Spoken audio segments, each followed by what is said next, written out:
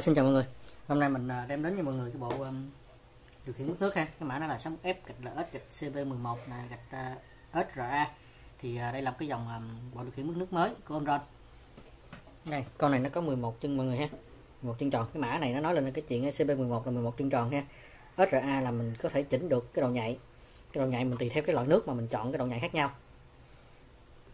Các bạn xem hết video này sẽ hiểu được cái độ nhạy là gì ha. Đây là sơ đồ đấu chân, thì cái sơ đồ dây để mình đấu dây thì sơ đồ chân này, thì để đấu dây thì mình đấu theo sơ đồ này. Thì cái mã 6F-LS-CB1 NRA thì trước đó mình đã làm rồi, thì cách đấu dây thì cũng y như nhau thôi.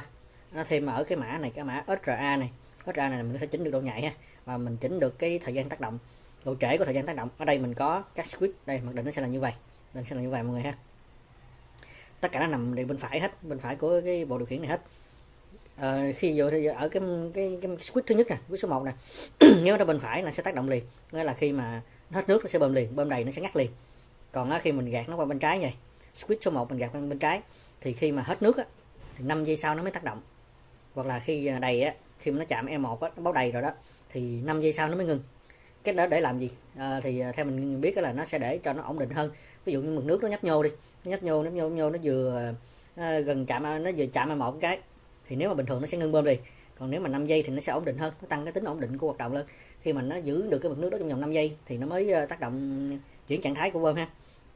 Đó là công dụng của switch số 1. Bây giờ mình sẽ thử cho mọi người xem ha. Mình sẽ làm từng cái ha. Đầu tiên là mình để mặc định mọi người nha. Để mặc định mình khoan hãy đụng tới cái phần mà độ nhạy, mình chỉ tới cái độ trễ thôi, cái độ trễ của hoạt động ha, độ trễ của chuyển đổi trạng thái á. Rồi, bây giờ mình sẽ cấp nguồn ha. Ở đây mình có một cái đây là một cái hồ nước đây, đây là đáy hồ. Đây mình có 3 cọc ha, E1, E2, E3. E3 là dài nhất, E1 ngắn nhất, E2 là mức thấp, mức trung bình. Đây, khi mà nước á, mà mình đang đấu theo nguyên lý là cấp nước mọi người ha. Hết nước nó sẽ bơm, hết nước nó rớt dưới E2 nó sẽ bơm đụng E1 là nó sẽ ngừng. E3 là dài còn như tới đáy bồn luôn. Rồi, bây giờ mình sẽ cấp nguồn ha. Đây là ở cái trạng thái cái mode bình thường. Đó, đây là tác động liền, cái là hết nước nó sẽ bơm hai mực nước dâng lên, chạm E2, chạm E3 là ngưng liền, chạm E1 là ngưng liền ha. Mực nước dưới E1, dưới E2 là bơm liền, bơm ngay lập tức luôn. Rồi bây giờ mình sẽ tắt nguồn. Mình nói thêm ha, đây là một cái bơm ha, còn đây là mình giả lập một cái khởi động từ ha. Mình không có khởi động từ thì mình dùng relay để cho mọi người hiểu đây là một cái khởi động từ. Thì về tính chất thì relay với khởi động từ gần như nhau, cũng là để đóng ngắt thôi. Còn tất nhiên là khởi động từ nó sẽ có dập hồ quang rồi các thứ, còn thì relay nó nhỏ hơn, quy mô nhỏ hơn, tại vì động cơ mình nhỏ. Mình mô phỏng cho mọi người xem thôi. Rồi bây giờ mình sẽ tắt nguồn ha. Mình sẽ chuyển switch đầu tiên sang bên trái, có nghĩa là thời gian trễ, nó sẽ có thời gian trễ của nó ra. Rồi mình sẽ cấp nguồn lên. Rồi ha, bây giờ nó sẽ có thời gian trễ nè, nước dâng lên, chạm E2, chạm E1, 5 giây sau thì nó mới dừng động cơ. Mọi người thấy không? 5 giây sau nó mới dừng động cơ, chứ không phải là cái nếu để bình thường là chạm là nó dừng liền, còn giờ 5 giây sau nó mới tác động ha. Rồi khi mực nước dưới E1, dưới E2, nếu mà để cái mode bên phải này dưới E2 á là nó bơm liền, còn này dưới E2 5 giây sau nó mới bơm mọi người nha.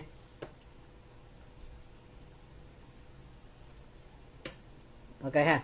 Thí dụ như mà mình sẽ làm thử cái chuyện mà tác dụng của 5 giây này ha. Ví dụ như nước nó dâng lên, thí dụ bình thường nó chạm E1 nó sẽ dừng bơm liền. Ví dụ nước nó chập chờn, nó nhấp nhô nè, nước nó nhấp nhô nè ha, nó nhấp vô mà nó chưa giữ được cọc E1 trong vòng 5 giây. Nước nhấp nhô không, nó không giữ cái mực nước đụng E1 trong vòng 5 giây thì động cơ nó vẫn tiếp tục bơm để cho mực nước nó ổn định. Mực nước nó ổn định là chắc chắn là nó đã chạm E1 rồi, nó qua E1 rồi. Ví dụ nó qua E1 rồi nè, giữ luôn nè. Đó, nó giữ được 5 giây thì nó mới dừng động cơ.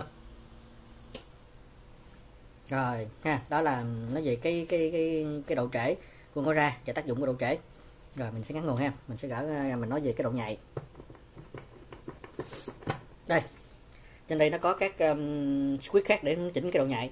Ở độ nhạy đây mình có là 0.5 kΩ, 1.3 kΩ, 4 kΩ, 70 kΩ và 200 kΩ.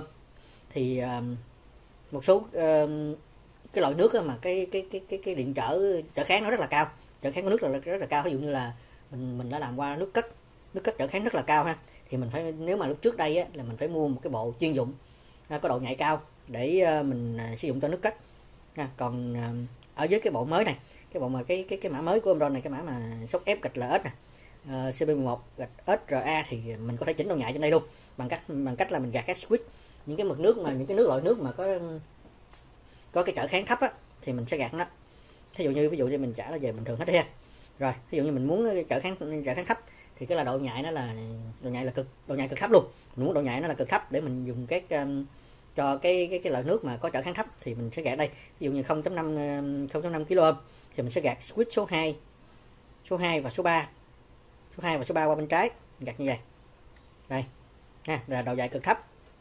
Rồi độ nhạy thấp là cái trở kháng của nước là 1.3 kΩ thì mình sẽ gạt chỉ mỗi gạt cái switch số 3 và bên trái thôi, số 2 trở về nè. Đây, đúng sơ đồ ha. Sơ đồ này nó nói về 3 switch cuối cùng nha, 234 ha, 234 đúng sơ đồ ha. Số 2 bên phải, số 3 bên trái, số 4 bên phải. Đây là độ nhạy, đây là cái độ nhạy mà độ nhạy thấp, đây là độ nhạy cực thấp. 0.5 là cực thấp, 1.3 là thấp, 4 là mặc định là tất cả các switch đều nằm bên phải hết ha. Còn nếu mà độ nhạy mình cần những cái nước mà cái trở kháng nó cao, từ 70 kΩ thì mình sẽ gạt như thế nào? Mình sẽ gạt cái là switch số 2 qua bên trái, còn 2 switch còn lại 3 và 4 sẽ nằm bên phải. Còn những cái mực nước, cái loại nước mà cái trở kháng nó cực cao luôn, nó là từ 200 kΩ thì mình chỉ cần gạt cái switch số 4 sang bên phải thôi. Còn những cái switch khác mình không cần bận tâm, mình gạt ở đâu thì nó vẫn hiểu ha. Nó ghi là N gạch A này, nó gạt sao nó cũng hoạt động hết ha. Chỉ cần gạt switch số 4 qua bên trái là xong. Mình có một cái bảng tra, đây là cái bảng tra ha, mọi người xem ha. Mình để cái bảng tra về cái độ nhạy của nước ha. Mình nếu mà cái nước mình mà nó nằm ngoài cái này, nằm ngoài cái bảng tra này, thì mình có thể tính bằng cách đó là mình tính điện trở cái trở kháng của nước, thì bằng cách đó là ở đây nó có cái sơ đồ này mọi người thấy không? Mình sẽ giải thích cái sơ đồ này cho mọi người xem. Để tính trở kháng của nước thì mình đo trở kháng là R thì bằng UGI. Mình dùng một cái von kế để mình đo điện áp giữa hai que như thế này, đo điện áp giữa hai que, và mình dùng một cái ampere kế để mình nối tiếp với cái này, cái que này, để mình đo được cái dòng điện ha. Mình có điện áp và mình có dòng điện rồi thì UGI nó sẽ ra được cái trở kháng của nước hiện tại. Thì mình sẽ tra vô đây trở kháng này, đây cái trở kháng này thì mình chọn như thế nào. Cái bộ điều khiển mực nước nó sẽ tác động khi mà trở kháng nó nhỏ hơn hoặc nó bằng độ nhạy. Đây độ nhạy là không, thí dụ độ nhạy ở đây mình chọn mốt là mình chọn mốt là 0.5 đi, 0.5 kΩ, thì cái trở kháng của nước, khi mà cái trở kháng của nước nó nhỏ hơn hoặc nó bằng 0.5 kΩ thì nó sẽ tác động ha. Còn ví dụ như ở cái mực nước cao đi, ở mực nước cái nước mà có ở cái nước mà nó có trở kháng cao từ 200 kΩ thì mình sẽ phải gạt qua đây. Ví dụ như mình bây giờ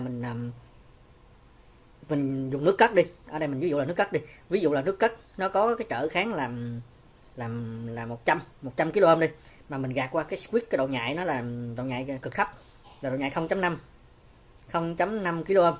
Có nghĩa là khi mà nước nó chạm cái que rồi, nước nó đã chạm cái que rồi, trở kháng của nước ở tại vị trí này á, trở kháng của nước á, ví dụ trở kháng của nước nó tới 100 kg lần, mà mình chọn cái độ nhạy là 0.5 kg, có nghĩa là trở kháng nó lại lớn hơn cái độ nhạy thì nó sẽ không tác động ha. Trở kháng phải nhỏ hơn hoặc bằng độ nhạy, cái mốt độ nhạy mình chọn 0.5 thì trở kháng nó phải dưới 0.5 nó mới tác động. Trở kháng nó cao hơn nó không tác động ha. Ví dụ như các cặp mà nó không chạm nhau luôn, không có nước nào luôn, đây trở kháng là vô cực, đúng không? Rồi ví dụ mình nước mà nó chạm vô thì trở kháng nó phải nhỏ hơn. Ví dụ là mình chọn đó là mình phải chọn, nếu mà là nước cất á, thì trở kháng nó, ví dụ nước cất là trở kháng 100 kΩ đi, mình chọn mốt 70 thì không được, tại 70 thì nó vẫn nhỏ hơn 100, thì mình phải chọn là cái trở kháng ở cái mốt là 200 kΩ. Khi mà nước nó ngập các điện cực á, thì trở kháng giữa nước các điện cực với nhau á, trở kháng nó là 100 thì nó nhỏ, trở kháng của nước nó nhỏ hơn trở kháng của cái mốt mình chọn lại là 200 kg, thì nó sẽ tác động mọi người ha. Đó là cái cách mà để mình chọn cái độ nhạy thích hợp. Ok, cảm ơn mọi người. Thì mình đã giới thiệu xong về cái sóc ép gạch LX gạch CP11 gạch Ultra. Thì mọi người có thắc mắc gì thì có thể liên hệ với mình ha. Ok, có mua hàng thì mua hàng với mình ha. Cảm ơn mọi người.